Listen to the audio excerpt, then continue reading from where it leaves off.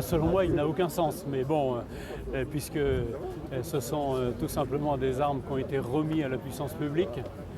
Et cette puissance publique vous accuse en fait d'être terroriste. Et c'est vrai que c'est assez paradoxal de se retrouver 5 ans plus tard avec ce procès qui poursuit deux des auteurs. 3 autres sont aujourd'hui décédés.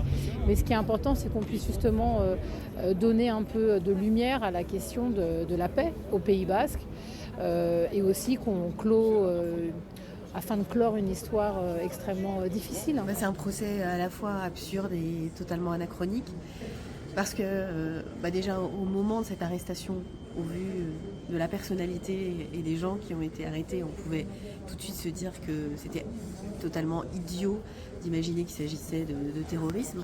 Mais après, le processus de désarmement qui prenait place dans le processus de paix qui s'est bien réalisé avec la bienveillance et l'active participation intelligente et digne des autorités.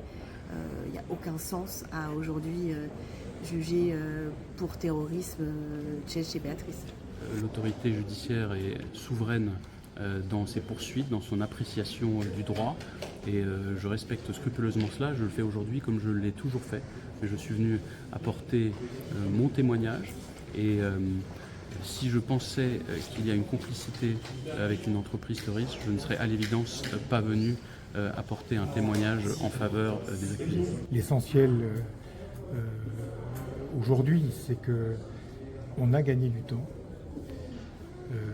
et que cette opération, les quelques opérations résiduelles qui ont suivi, ont véritablement œuvré pour la pacification du Pays Basque des deux côtés de la frontière, et c'est le plus important.